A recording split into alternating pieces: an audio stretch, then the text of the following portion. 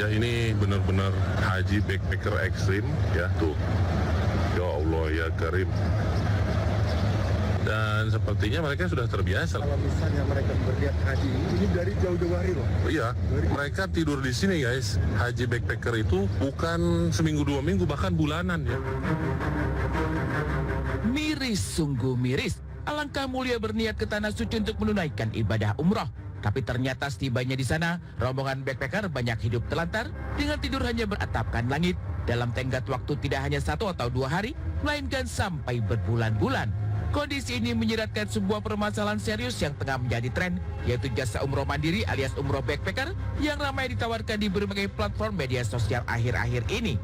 Disinyalir hanya memanfaatkan para backpacker yang ingin umroh mandiri ke Tanah Suci demi mengejar keuntungan semata. Para pihak yang mengkoordinir program umroh backpacker ini justru mengabaikan faktor keamanan dan kenyamanan para backpacker ketika sudah berada di Tanah Suci.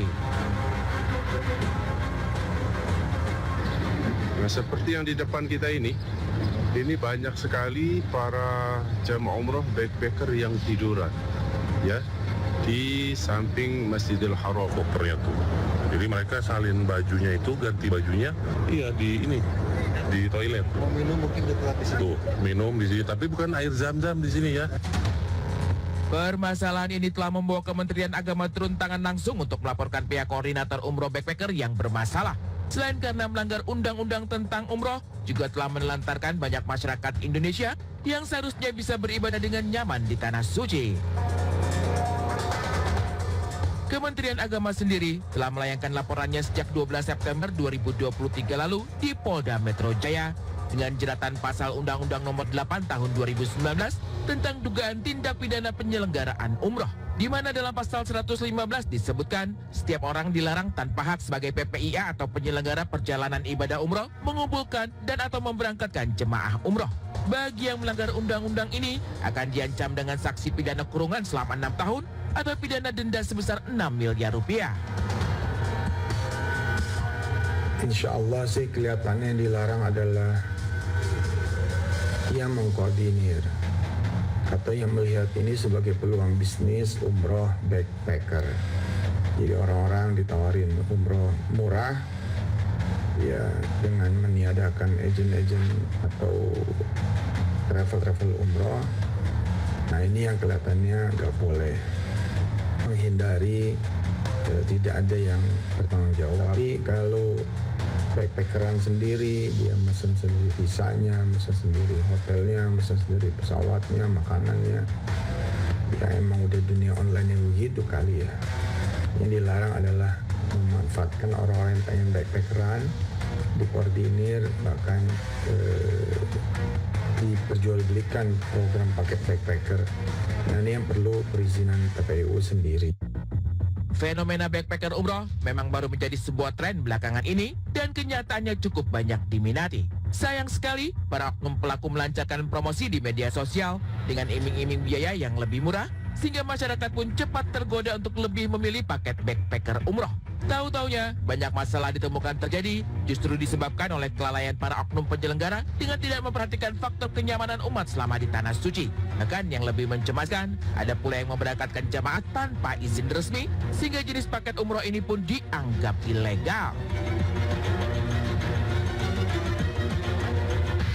Ya kalau saya sebagai masyarakat mungkin yang memang butuh perlindungan ya gitu ya, langkah baiknya sih mungkin melalui agent ada yang bertanggung jawab ya. Tapi kalau untuk pembiayaan barangkali lebih murah mungkin ya kan, tapi menurut aku juga lebih sulit itu kali ya pengurusannya gitu. Kalau itu sih lebih merumit yang buat umroh aja sih. Backpacker itu kan biasanya kan udah ada tempat, ya tempat-tempatnya kan udah ada.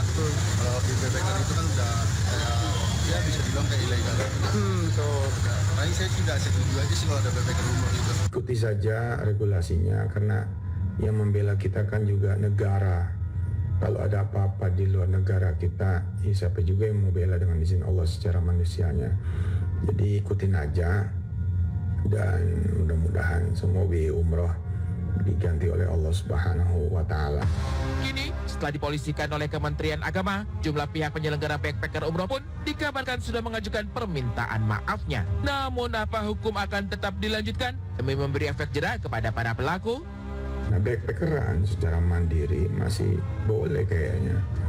Tapi benar gitu, jelas, clear, hotelnya apa, pesawatnya bagaimana, nanti sampai sono taksinya siapa yang jemputnya itu harus clear, kalau enggak itu bahaya. Lewat travel agency gitu ya. Kenapa? Lebih jelas dan lebih safety juga ya? Lebih safety. Oke.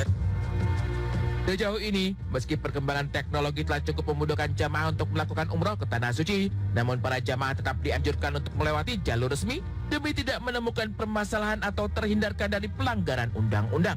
Namun seperti apa sebenarnya pandangan hukum Islam terkait menjalani umroh secara mandiri atau secara backpacker? Jadi kalau soal hukum secara Islamnya backpackeran, ya nggak apa-apa, selama tetap mengikuti regulasi di tanah air dan di tanah sucinya. Itu kan ada dua regulasi dari dua negara yang berbeda. Sekali lagi yang tidak boleh adalah ada pihak-pihak yang memanfaatkan mereka yang mau backpackeran.